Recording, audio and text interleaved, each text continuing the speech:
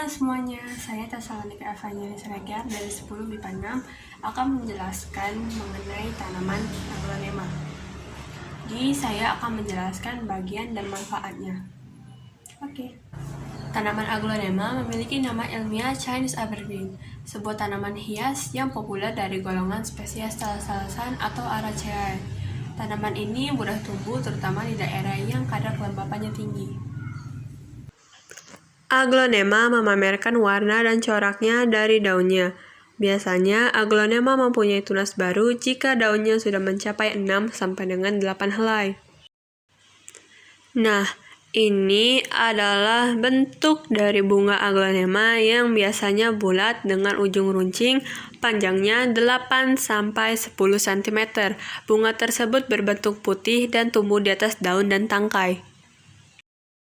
Daun merupakan mahkota bagi tanaman aglonema. Jika warnanya kusam dan kusut, maka nilai dan keindahannya bakal sirna. Selain warna, ukuran, dan bentuk daun juga salah satu nilai keindahan dari tanaman tersebut. Bonggol aglonema terletak di sela-sela akar. Sebuah bonggol dikatakan panjang jika ukuran minimumnya 5 cm.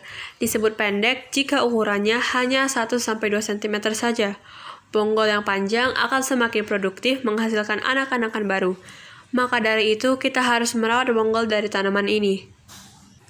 Akar. Hidup matinya tanaman ini tergantung pada akarnya. Karena itu, diperlukan wadah atau pot yang cukup agar akar bisa menyerap air dan nutrisi yang baik. Membedakan akar yang sehat dan sakit bisa dilihat dari warnanya. Jika akarnya berwarna putih dan gemuk, maka akarnya termasuk sehat. Jika sebaliknya, warnanya kusam, kecoklatan, dan kurus, maka tanaman tersebut sedang sakit dan membutuhkan perawatan. Batang aglonema umumnya terlihat jika tanaman tersebut sudah tinggi. Batang tertutup pelepah daun dan teksturnya agak lunak.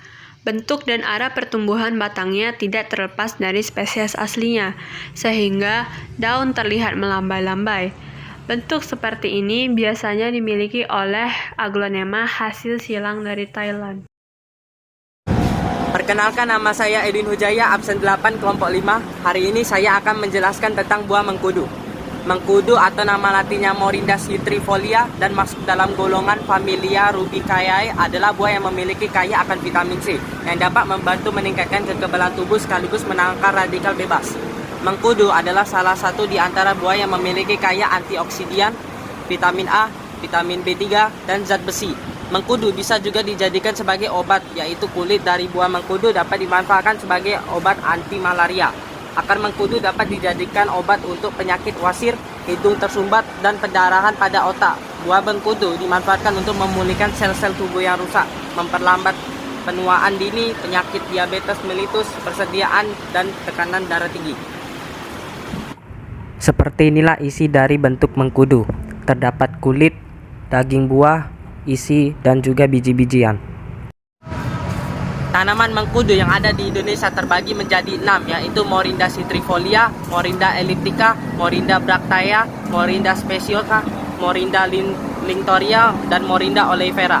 Demikianlah penjelasan saya tentang mengkudu dari manfaat, jenis, dan bagian yang bisa dijadikan sebagai obat. Mohon maaf jika ada kesalahan dalam penjelasan saya. Terima kasih atas perhatiannya. Selamat pagi, nama saya Teresa Evangeline dari kelas 10 MIPA 6 Norabsen 21. Di sini saya akan menjelaskan mengenai bagian-bagian dari pohon mangga. Pohon mangga memiliki akar tunggang. Akar ini memiliki karakteristik yang sangat kuat dan panjang. Panjang akar pohon mangga bisa mencapai kedalaman hingga 6 meter dari permukaan tanah. Akar ini berfungsi untuk menyerap air dan unsur hara yang terdapat pada tanah. Batang. Batang pohon mangga memiliki ciri-ciri tegak, besar, keras, dan kuat. Tekstur kulit pada batang pohon mangga ini cenderung tebal dan kasar. Pohon mangga juga mempunyai cabang dan ranting yang ditumbuhi banyak daun. Daun. Daun pada pohon mangga berwarna hijau dan berbentuk melebar panjang dengan ujung yang runcing tergantung varietasnya. Daun pohon mangga memiliki tulang daun yang menyirip. Fungsi daun pohon mangga adalah untuk mengolah zat makanan yang disebut dengan fotosintesis. Pohon mangga merupakan salah satu tanaman yang termasuk ke dalam kelompok tanaman berbunga. Bunga pada pohon mangga ini berbentuk majemuk. Buah. Buah mangga memiliki bentuk yang beragam. Namun biasanya buah mangga berbentuk lonjong, bulat, dan sedikit pipih. Ukuran buah mangga juga biasanya ditentukan oleh jenisnya. Warna dari buah mangga ketika belum matang adalah hijau. Apabila sudah matang, warnanya akan berubah menjadi kuning kemerah-merahan.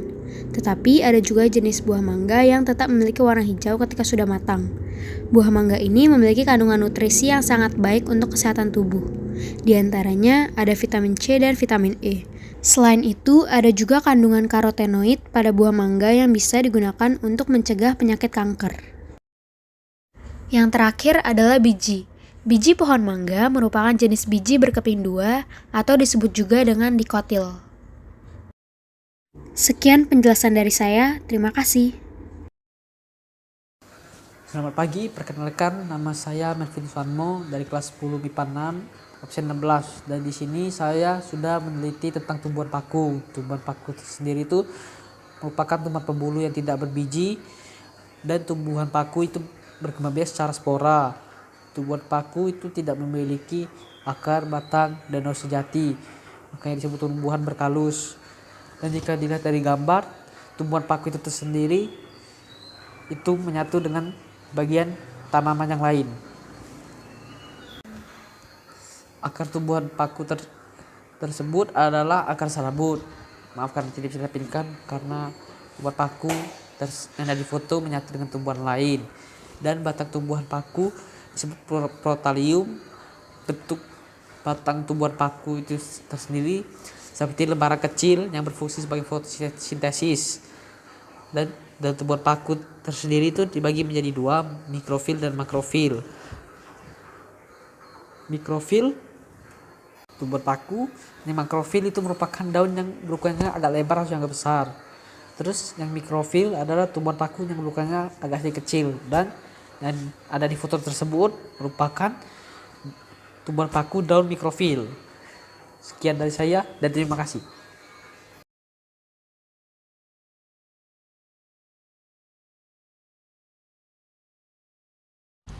Tanaman ini pastinya sudah tidak asing lagi untuk didengar, karena daun mint digunakan sebagai bahan produk-produk yang bisa kita lihat atau digunakan sehari-hari. Contohnya, pemakaian daun mint pada pasta gigi, essential oil, dan pada minuman. Peppermint terbagi menjadi 4 bagian, yaitu akar, batang, daun, dan bunga. Akar pada daun mint berfungsi sebagai pembawa air menuju tanaman. Batang yang dimiliki oleh tanaman daun mint ini memiliki ukuran yang tidak sebesar dengan tanaman pada umumnya, dan juga memiliki pertumbuhan yang cepat. Daun mint memiliki daun berwarna hijau gelap dengan urat yang berwarna merah. Lalu diameter panjangnya sekitaran 4-9, untuk lebar 1,5 hingga 4 cm. Bunga tanaman daun mint merupakan salah satu bunga yang dapat bertumbuh secara whole atau biasanya disebut sebagai verticillaster. Daun mint juga populer digunakan sebagai perawatan rambut, khususnya untuk mengatasi ketombe dan gatal rambut. Manfaat selanjutnya adalah untuk menjaga kesehatan gigi. Daun mint dapat memberikan efek segar pada mulut dan pernafasan. Selain itu, pasta gigi dan obat kumur yang terdapat kandungan daun mint bermanfaat untuk membunuh bakteri yang menempel di gigi gusi. Lalu manfaat terakhir adalah menjauhkan rasa stres. Mengonsumsi atau mengoleskan minyak ekstrak daun mint pada area di samping mata dapat memberikan efek relaksasi.